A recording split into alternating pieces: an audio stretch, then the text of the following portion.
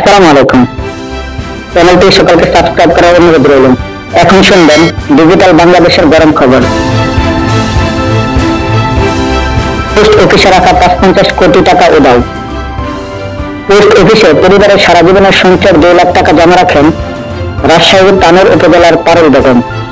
কয়েক মাস পর সেই টাকার হদিস না পেয়ে আত্মহত্যার চেষ্টা চালান তিনি।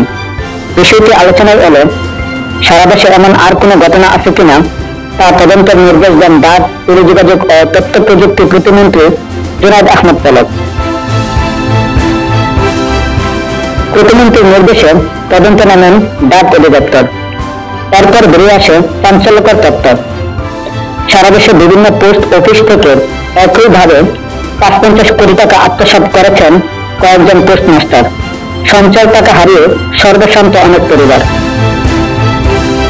ডাক অধিদপ্তরের এক সভায় প্রতিমন্ত্রী জুনায়েদ আহমেদ পলক এ তথ্য তুলে ধরেন।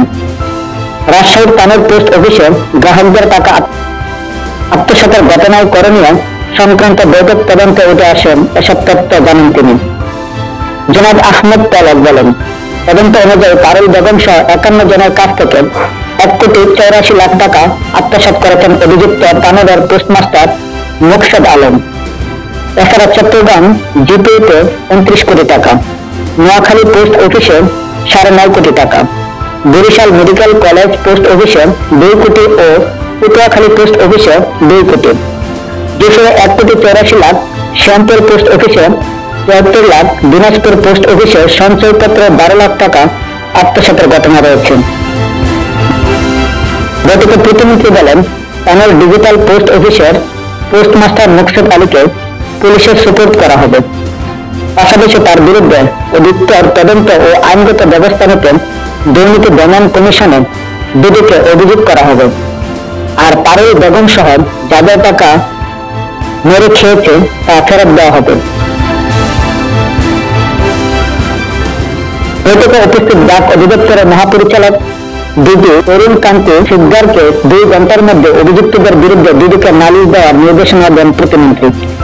একই সঙ্গে গ্রাহক সচেতনতায় সারা দেশে ৯,৩০০ পোস্ট অফিস এলাকায় এ বিষয়ে মাইকিং করা এবং সামাজিক মাধ্যমে ছড়িয়ে দিয়ে গ্রাহককে জাতীয় হটলাইন ৩৩৩ নম্বরে অভিযোগ জানাতে পরামর্শ দেন তিনি। প্রতিমন্ত্রী বলেন, এজন্য যদি ১০ কোটি টাকা খরচ হয় তার মাধ্যমে ১০০ কোটি টাকার অনিয়ম দুর্নীতি ঠেকানো সম্ভব হবে। প্রতিমন্ত্রী আরো বলেন, ডাক বিভাগের ৪০,০০০ কর্মীর মধ্যে হয়তো ৪০ জন অসৎ হতে পারে। তাদের জন্য পুরো বিভাগ দুর্নামের ভাগিদার যেন না হয়, সেজন্য সবাইকে সচেতন থাকতে হবে। এখনো দোষীদের বিরুদ্ধে ব্যবস্থা না নেওয়া হলে ডাক বিভাগের গ্রহণযোগ্যতা কমে যাবে, সবাই ক্ষতিগ্রস্ত হবে।